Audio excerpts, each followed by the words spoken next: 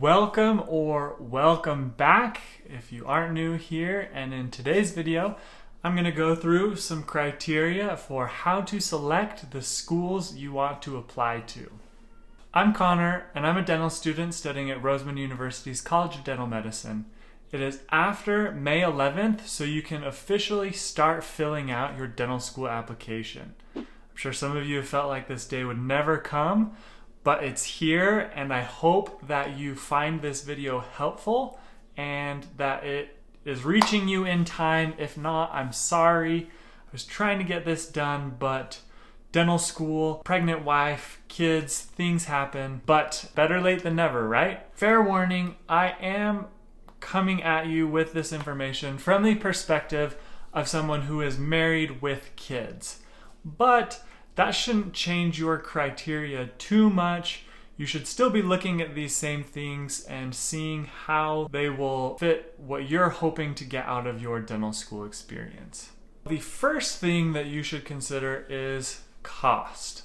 Obviously, cost is a huge factor in where you want to go to dental school. Dental school has gotten super expensive. You'll want to come out of dental school with as little debt as possible. And I totally understand that. There are some people that would say, go to the cheapest school you get into. And while I think that is a fair thing to consider, that is not the only criteria that I believe you should have for selecting a dental school. But there is a lot to consider when you are looking at the cost of a dental school. You have tuition, you have fees, you have books, you have lab fees, you have clinic fees, you have breathing oxygen on campus fees. There are so many fees and things that you need to pay for in dental school, so you definitely do need to heavily weigh the cost and how much debt you'll be coming out of school with. Another huge factor is cost of living. And I don't know who came up with the cost of living estimates in the ADIA Dental School Guide, but they are all over the place, and I do not think that they're super accurate, especially if you are married and or have kids. That's just not going to cut it for a family. So something to be aware of. The second thing that you should consider ties fairly closely in with the cost, and that's the location. Are you going to be able to go to a state school, which will be close to home? Maybe you can live at home, live with family, or are you wanting an adventure on your own? Are you wanting an adventure for your family? Maybe you've been living by family for a long time and you're ready to experience life on your own for a few years. Those are things that you should consider. Other things that you could consider are, if you do have kids, will you be planning on having your immediate family or family close by to help you with your kids as you are in dental school? Or will you have to pay for childcare if you don't live close to family that is available to help? Another thing to consider as far as location is concerned is how close you can live to the school. Can you live close enough to walk? Will there be a long commute? Will you spend lots more money paying for transportation and gas and insurance? Do you need to buy a new car? All of those things should be taken into account. Another thing as far as location is concerned is the weather and climate. Do you want somewhere where you have warm weather year-round, or do you want to experience all four seasons?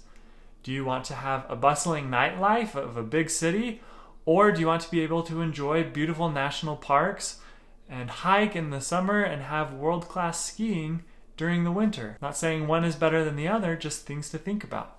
The third thing to look at when choosing schools to apply to are the average GPAs and the average DAT scores of students who have been accepted to those schools. I would suggest choosing 3 to 5 reach schools where you would love to go to these schools, but your statistics might just be a little bit below their averages. 3 to 5 schools where your scores are in line with their averages, and then 3 to 5 safety schools where you exceed their average acceptance statistics. The fourth thing you want to look at is the in-state versus out-of-state acceptance rates. Some schools are notoriously unfriendly towards out-of-state applicants, and they won't even accept you or review your application. You would just be throwing money away applying to schools like that. So you definitely want to look at what schools are friendly towards out-of-state applicants and which ones aren't. The fifth thing to consider is the class culture. This might be a little hard to gauge before you attend an interview or speak with students, but thankfully we have the internet, so you can try and reach out to students that are attending schools, or try and find students who have talked about their experiences at their dental schools to try and get an idea of what the culture is like. Is it a very competitive culture where everyone is trying to get ahead of you?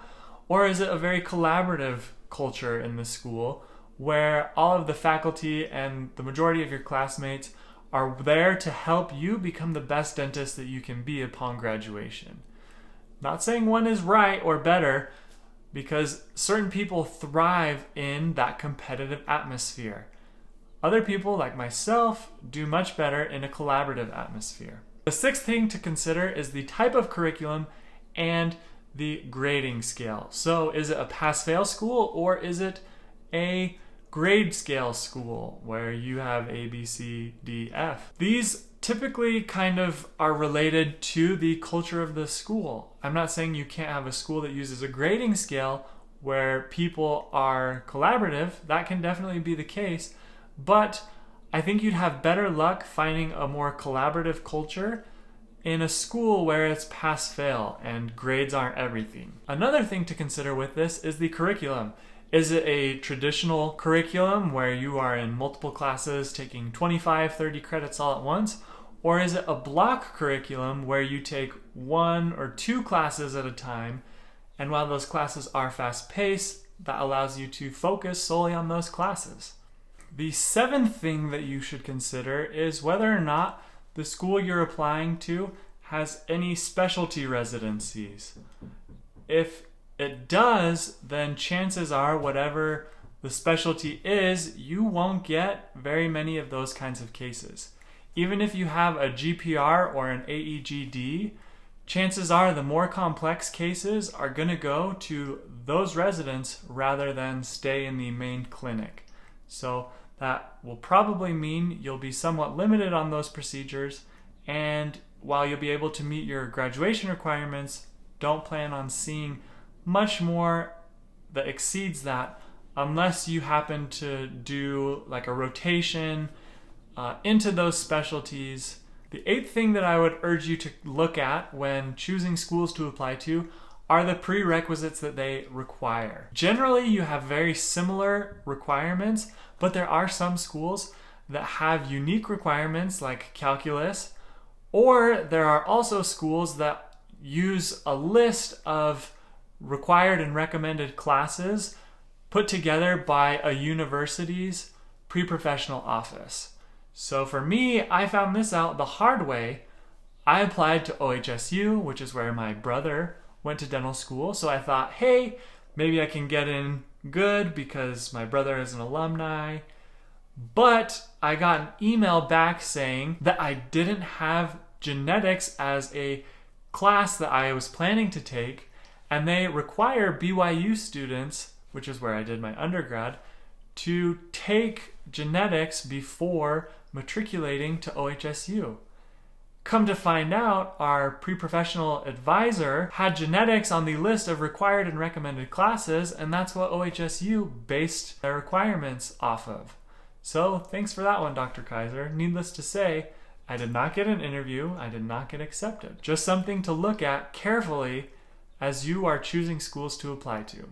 The ninth thing to consider is if the schools you're applying to have a dual enrollment degree, like an MBA or a Master's in Public Health. If that is something that interests you, then be very aware that some schools have those dual degree programs and others do not. If that's not a deal breaker for you, then you don't have to worry about that. There you have it.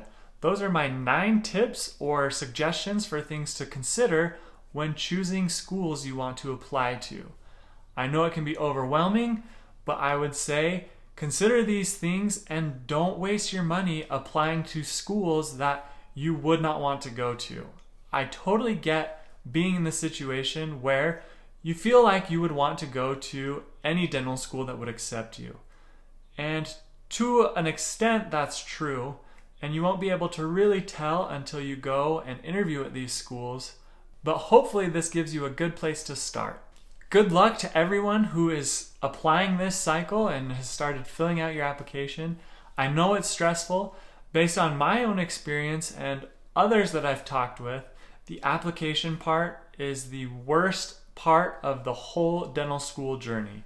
So put your head down and get through it, and know that the worst is almost over. I am excited for my next video, so stay tuned for that, where I'll be sharing something that hopefully you'll find very valuable in applying to dental school. Till then, see ya!